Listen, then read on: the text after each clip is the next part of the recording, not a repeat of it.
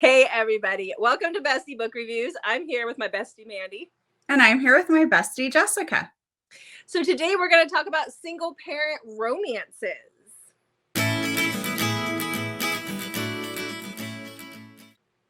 So I love a good romance with a single parent or, adopted parent type situation. You like it too, right? You like those ones? Yeah. He's like, yes. I mean, it's probably not like my favorite trope, but if it's like all the books I'm going to tell you about, I really enjoyed.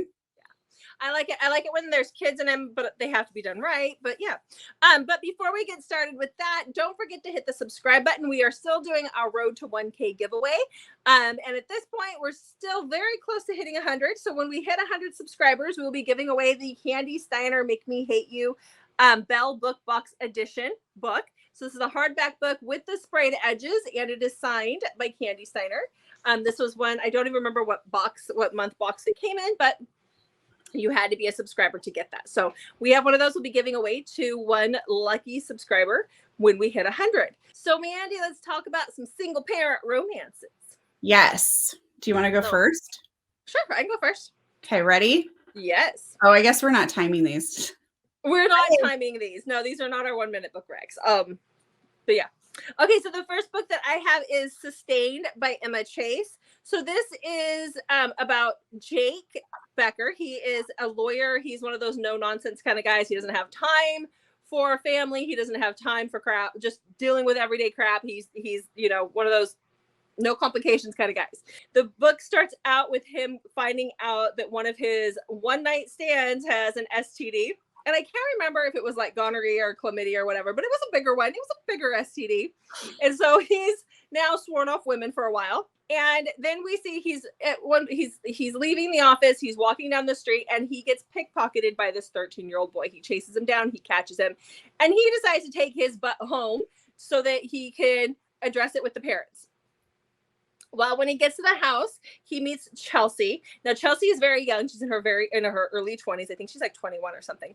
Her sister and brother-in-law were killed recently, and she has taken on custody of their 6 children, ranging from that 13-ish age down to 6 months. And so she's all of a sudden became a mother of 6, and it's just been this crazy world for her. And Jake, he's this guy that he's like, I'm not into this, but the next thing we know, we see him going to like mommy and me dates with the kids and watching cartoons with the little ones and getting really involved in their lives, even though this is not his thing. I loved the story. I loved the relationship between Chelsea and Jake. I loved that, like, she wasn't meant to be, these were her children's kids. She's young and she has a life, and all of a sudden she's a mom, and it was great. I loved seeing Jake become soft for these kids. It was great. It was a great book. You read this one, right? I did read that, and I actually loved that book. Yeah, it was a really good book. Yeah. So it's the second in Emma Chase's legal briefs. I didn't read the first one. I just jumped right into this one, and it was fun. You can read it as a standalone. There is a novella that I haven't read that's about their lives later on. So I do need to go back and read that. So tell me about yours. Okay, my book is called Mr. Masters by T.L. Swan. I love this book. It is an age gap romance as well, so it's like right up my alley. So Brielle is 26 and she applies to be a nanny, and she completely lies. She has no experience, and she gets hired and travels to England. And she thinks she's going to be working for a woman. And it turns out she's actually working for Julian Masters. He is 39 and he has 2 kids. We don't know where their mom is. That's kind of like a little background mystery during this story. And his kids are a little, what's a good word? Rough around the edges, maybe. They put her through the ringer, and she's just trying to help them have fun. So she takes them to the golf course where their dad is out golfing with some of his friends, and she rents a golf cart, and they're just like having a blast. She runs over Julian in front of his friends. They give him crap. It is like one of the funniest scenes I have ever read in a book. So if you need no other reason to read this book other than for this golf cart scene, you will not be disappointed. This is a real couple, though. When they finally start to act on their feelings, they start by doing emails and going to a hotel like once a week. And that kind of starts to not be enough for them. But they are such a real couple. I absolutely love that. They have some disagreements. They work through things like a real couple will. And it's a fantastic read. But oh my gosh, that golf cart scene was hilarious. You know why it's so funny? It's because it would happen. That's what would happen if you and I were in a golf cart. Maybe, but oh, it's so funny. And like, maybe not today, but in our teenage years, somebody was gonna die. Yeah, you could feel her mortification, and he's trying to suck it up because his friends are there. Best thing ever. I remember that scene. That scene was hilarious. So yeah. Laugh out loud. Read that book for that scene alone. I know, it's great. It's great. No, it's a great book. I love that book. Oh, definitely. You won't be disappointed. Not at all. So, okay. So my next book is Heartless by Elsie Silver. I know this has been a really popular book lately, but it's worth the hype. It really is. This is about Cade. He is our grumpy rancher. He's a single dad. He's got like a 5-year-old little boy. The man just needs some sunshine in his life. So enter Willa. She's the sunshine. So this is a grumpy sunshine type situation. Willa comes in to be the nanny for Cade's son. Willa is just kind of those free spirits. She's exactly what they need. There's a point in the book where he is texting her to remind her to put on underwear in the morning because she doesn't wear underwear. And she's just one of those, like, the little boy wanted to go hit mailbox or pie mailboxes or something. He wanted to just throw pies onto the road. So she goes and's like, yes, let's go do it. Because this poor little boy, like, he just needed some fun in his life. And so she brings the fun for them. I loved their relationship. She softens his edges. She really loves his little boy. There's a scene where he gets sick and he throws up in her Jeep. And as a mom, I'm like, yeah, we've all been there. It was really heartfelt. I loved their story. I love how free spirited she is. So it's worth the hype. That man, Cade, can dirty talk. I'm like taking notes. It was great. It's great. So yeah, worth the hype. Go read it. Okay. So my next book is 1% of You by Michelle Gross. This is Hadley. Hadley starts right off saying, I know what you think of me. You see me, I'm young. You see me on government aid. You see me with my 3-year-old, and you see that I'm pregnant and there's no man around. So she's like very open with how she knows how people are judging her.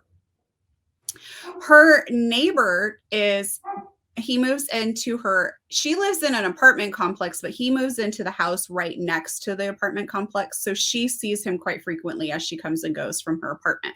And she's on the 2nd story. So she has to walk up and down the flight of stairs every time she wants to go home, groceries, all that stuff. They run into each other at the grocery store, and Elijah, actually gets into a fight with her 3-year-old daughter, Lucy, over the last bag of chips. So he is extremely grumpy, and just he's judging her too, just like a lot of people are. And things kind of start to happen because she starts to go into labor, and she's trying to get her daughter in the car and trying to drive herself to the hospital. And he's like, do you need some help? But he's totally unsure what to do, but he sees like she's in distress. And so he's trying to help her. And that's how this slow burn book kind of starts off with their romance. It is sweet. It's very low drama. I absolutely loved this one. So this is great if you're just looking for like a great connection between two people who are extremely different, coming from very different walks of life. I definitely need to read that one. I think you would love it. It's like one of my favorite books. Yeah, I think it's on my TBR. It's been on there. My TBR is just as long as like my arms and legs all put together. So I'll get to it someday. So Okay, so my next book, Mandy's was light. Mine is not. This one's a little bit darker. The Sweet Temptation by Cora Reilly. This is the story of Cassio and Julia. This is mafia, and this is an arranged marriage as well. But Cassio has lost his wife. She has, in the beginning of the book, she's found, like, she's passed away. We don't know the circumstances, but he's left at home with an infant and a toddler, and he needs a wife. Because we are in the mafia world, so you can't just hire a nanny. You got to get yourself a young wife. He doesn't want to get remarried. He doesn't want to deal with all that, but he's forced to get married. And Julia has actually just lost before this, because in this world, you get married at a young age, and you're already you know who you're going to marry, right? Like they get engaged very young, and they then wait several years before they get married. But her fiance gets killed, and so she's 18 or approaching 18 and doesn't have a husband yet, or a prospect for a husband. So she's chosen to marry Cassio. She knows nothing about taking care of children. She's young. He marries her the day after her 18th birthday. She's just thrown into this world where this toddler has experiencing trauma from losing his mother. The baby wants nobody but her dad, and it's just this chaotic mess of a situation. There's a poor dog that's been treated poorly because it's just chaos in their house. And so she figures out her place in their world and how to take charge and how to become a mom to these kids while dealing with mafia stuff in the middle. So this one, in Cora's world, this one is a standalone. This is actually the first Cora Reilly book I ever read. I absolutely love it. I still read it at least once a year. It's a little bit lighter on the mafia aspects than her other books, because it's more about the family aspect, but definite favorite right there. I enjoyed that one too. There's also like the mystery of what happened to his wife. Yes, because we don't know. Julia thinks that Cassio like took her out. There's rumors that, there's just rumors. So that she just doesn't know. So at first she's afraid of Cassio. Well, and he's so closed off because he didn't want to get married again. Like and his first time was an arranged marriage. And to begin with. So there's a lot of animosity there, and there's a lot to go, but it's good. It's so good. Okay. My next book is Make You Mine by Laura Pavlov. I love this book. It is also age gap nanny situation. Apparently that is my thing. I don't know. I didn't realize that was a theme for me. Yes. So this has Jace. Jace is your hot firefighter, single dad. He has 2 little girls, and his wife has left, like she is gone. And they didn't really have much of a marriage. So I don't think he's too broken up about her being gone. He married her after kind of a one-night stand thing, trying to do the right thing, and she really just wanted to party. So she's out of their lives. He's trying to raise his 2 little girls by himself. And Ashlyn is his boss's daughter, and she is moving back. She just finished college, and she wants to be a romance writer. That was one aspect of this book that I also loved, is we get to see like little snippets of her trying to plan her novel and things. And so she is living like kind of in like a mother-in-law type house in the garage area. So she has property. She has separate quarters, but she stays in the house when he's at the firehouse. So that just kind of sets this up for lots of different things to be happening. Funny stuff. She ends up seeing him completely naked because there's a pooping incident with his daughter. So she runs upstairs to help with this and runs right into him, and he is totally naked. So there's lots of like funny little moments that happen in this book. I don't even know how to describe it. It was really good. It was very good book. It has that age gap. It has some angst. There is some third act drama that I think didn't really need to be there, but it was. I know it bothered you more than it bothered me. Yeah. But I still really enjoyed the book because I think everybody was trying to do what they thought was best for those girls, even if that meant they couldn't be together anymore. So I loved it. I did. I really enjoyed the book. I would definitely read it again. It was still great. I love the little girls. They were adorable. Yes. So it was a good book. And it's the firefighting aspect. So my next book was Juniper Hill by Devney Perry. So this is a single mom romance. This is about Memphis, and she's moving from New York to Montana. She's been given a job at the hotel that's there that is ran by the family that runs the whole town in that area. So this is the second book in her Devney Perry's Eden's series. And so she's got a baby. I want to say he was 5 weeks old. He was very tiny. He's very, very tiny, baby Drake. And she was having a really hard time finding a place to live in this area that was within her budget. And so she told the person who hired her, which was Eloise, that she was like, I can't take the job. And she's like, no, let me find you a place. So she drives cross country. She gets this place that Eloise has found her as a house. It's above the garage of this person who is the chef at the restaurant at the hotel. And this is Eloise's brother, Knox. And Knox is grumpy. This is a total grumpy sunshine. So she goes and lives above the garage at his place, and she can see into his house. Like it's just full windows, and she can see into his house. So she sees him walking around like in a towel and nothing else. And she's like, calm your tits, lady, because you're a new mom, and this is insane. But baby has colic, and he cries at night. He just has, every baby has their witching hour. This one has a long witching hour. And so it keeps Knox awake. And then at one point, Knox comes comes upstairs and is like, just give me the baby. And baby shushes immediately. Baby loves Knox. And so this is their story. There's some mystery as to who fathered the baby, and there's a backstory there. Some of that going on there. That's a big part of it. But loved the story. Loved their relationship. I love that baby Knox was tiny in this. And so I loved it. It was great. It might have brought back a little bit of PTSD from when my kids were tiny and colicky, but yeah, it was still good. That sounds good. It is. It was really good. I love this series. What do you have? Okay, my next book is Falling Embers by Catherine Cowles. This is Hadley and Calder. This is the second book in her Tattered and Torn series. So while you can read these as standalones, I felt like the series was really good by starting at book 1 because you see the characters throughout the books. So I personally recommend reading it from book 1, but you can definitely read this as a standalone. So Hadley's sister was kidnapped as a child, and because of that, Hadley was raised by her mother, who was so overprotective. Her mom did not want to let her out of her sight, so she did not get to do very many normal things that most teenagers get to do. She couldn't go to friends' houses. She couldn't go to dances or anything because her mom was so terrified of something happening to her. Well, this just naturally made Hadley want to do like rebellious, crazy things. And so Calder is her brother's best friend. And when they were teenagers, he introduced her to mountain biking to help her have some sort of freedom in her life. And from there, she really just takes off and loving like the danger and stunts and things with her biking and things like that.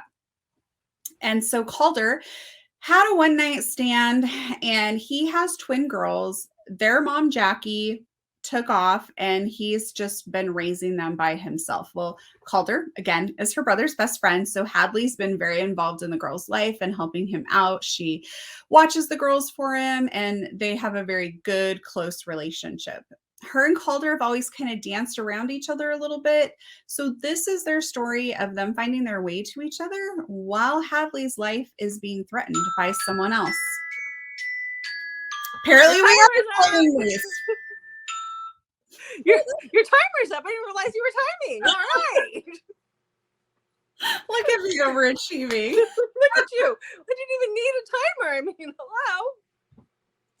Okay, so for my next recommendation, I know Mandy's going to joke that she's going to want to set a timer for this one, but it is not necessary. But that is Sticks and Stone by Grace McGinty. I love this book. It was definitely a favorite of the year last year. I think I read it last year. But anyhow, this is about Nova. She has just adopted her baby brother, and he's tiny as well. The mom died when baby was just a couple weeks old, and Nova just lost her parents in a car accident. Her dad actually fathered the baby. She has no clue until social services shows up at her doorstep. So she decides to take custody of baby Huey. And right before she goes to court to get full custody of baby Huey to finish the adoption process, she finds out that the mom to baby Huey was a foster child, and she had these foster brothers who want custody as well. And so they end up in court together. The one who's really contesting it is River, I believe.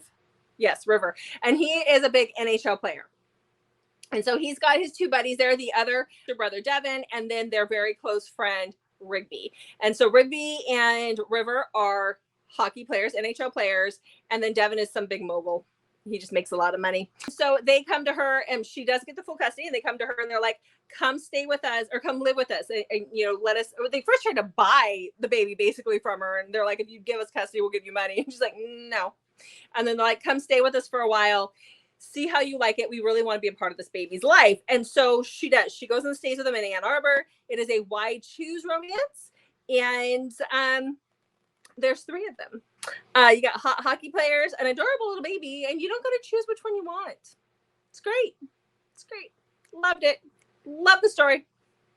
That was way faster. I'm impressed. Thank you. Thank you. I'll take a gold star for the day. You earn one. I was like, okay, 10 minutes later, we should have this wrapped up. No, I was good there. I was really good. Okay, so tell me about your last one. Okay, my last one is Happily Letter After, and this is by Keelad and Penelope Ward. Sadie works for a publisher, and one of the things she gets to do is around Christmas time, readers will write in, and she gets to grant different wishes. It's June right now, and she gets a letter from a little girl named Birdie who's wanting a few things for her and for her dad, and she talks about how her mom died, and she's hoping to find a special friend for her dad, and he also needs new socks, and she wants a few things for herself as well. So Sadie decides to grant this because Sadie's mom also died when she would have been about the same age as Birdie, so she kind of feels this connection for her. So she starts to grant some of these, and Birdie starts writing in kind of consistently, and Sadie keeps granting them until she takes it too far, and she goes to spy on them where she thinks they're going to be and realizes the dad is pretty good looking, and her interest is kind of piqued. And then she ends up randomly, not so randomly, in their neighborhood and sees that something has fallen that she knows belongs to Sadie. So she's going to pick it off the sidewalk and just set it up on the doorstep when Birdie's dad opens the door and is like, "You're late." And she's like, and just kind of throws her off because she's basically stalking them at this point. And he brings her into the house and thinks that she's the dog trainer who is going to train their dog in German. So Sadie, even though she realizes and tells us, like in her thoughts, that she has lost it and has, taken this way too far, she goes ahead and pretends to be the dog trainer. And starts to train the dog for them in German. And she doesn't just do this one time. She keeps coming back because she's really interested in this family. Like she feels this connection to Birdie, and she really likes this dad. And this is that story. But does she know German? She doesn't. So she has to look up German dog training techniques every time, and she's like spending all this time devoting to it, and she's like, my therapist is gonna have a heyday with it. Is it a German Shepherd that she's training? No, I think it was a Great Dane. Like it's a big dog. Why are they training it in German then? The original trainer is German, and so when she looks, so she's like, no, that's just how I train, because it's obvious she's not German. And so when she looks it up, she finds out that actually training your dog in German is actually a common technique that is used. And so she ends up watching YouTube videos to learn how to train as dogs we do, because she just wants to spend time with them. And it's so great. Cute. So cute. Okay, so those are the recommendations that we have for you guys today. Mandy, what should they put in the comments? I think the emoji, like, let's do a lot of our books were little kids, like babies. So let's do baby bottle and the emojis. Sounds great. And what else do they need to know? They need to subscribe to our channel and check back on Mondays, Thursdays, and Saturdays for new videos from us. Thanks for watching.